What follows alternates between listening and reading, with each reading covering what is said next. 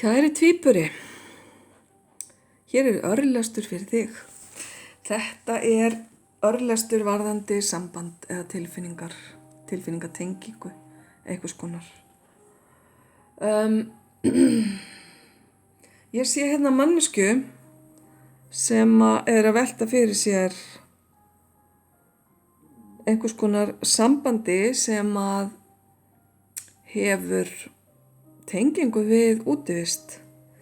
Það að segja ef þið vill hafið þið kynnst í útivist eða að þú ert að fara á eitthvað mannamót og ég gerir ráð fyrir að þessi manneskja sért þú. Þarf samt ekki að vera, þetta gæti verið hinn aðilinn sem umræðir.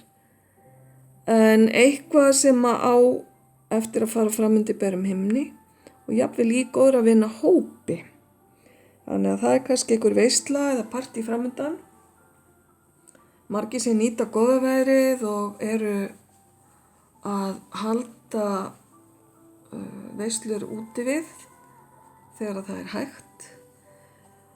Og það sem að mér finnst tengjast inn á þessa veislu eða þessa skemmtun, það er einhvers konar trú. Þannig að þetta gæti verið gifting, þetta gæti verið skírn eða eitthvað trúartengt. Mér finnst krossinn tákna það hér í þessari lögn.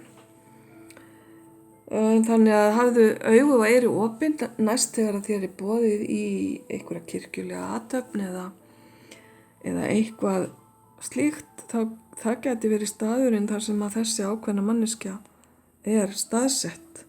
Og kannski eru þið búin að hittast, þú og þessi manneskja, og þú ert svona að velta fyrir þér framhaldinu á milli ykkar.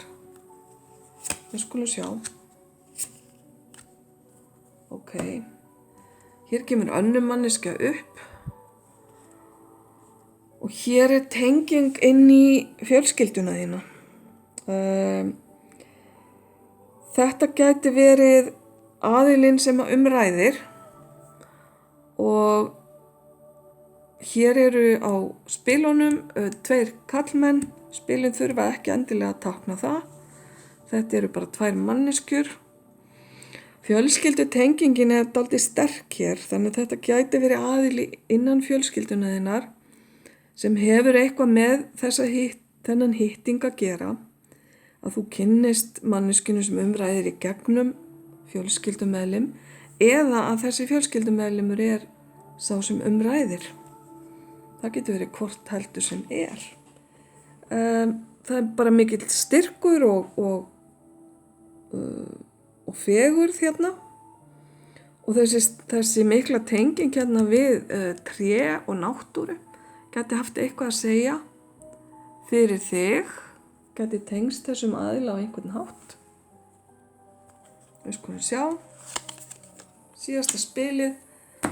Hér kemur þriðji aðili til sögunar. Ok. Þá flækjast nú heldur málin því að þessi ákveðni aðili sem táknuð er hérna sem lady, hún virðist eiga sér 2 aðdáendur. Og hvar ert þú í þessari summu, kæri tvíburi? Það kannski svolítið tákgrænt líka fyrir tvíburan að skuli vera 2 aðilar að horfa til þriðja aðila. Nei, ég segi bara svona.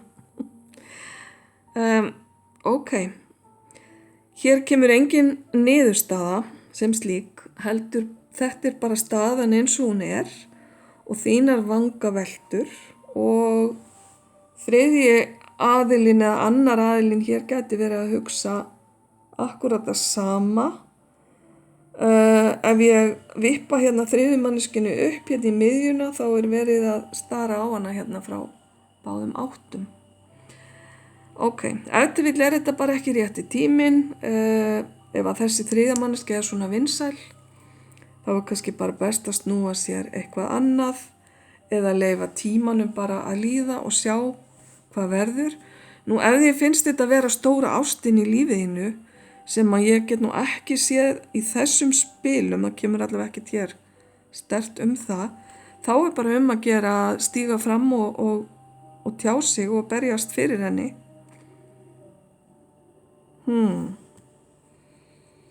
Ok, kæri tvíburi, þetta var óvænt, gangi vel með þetta, ljós og kærleikur.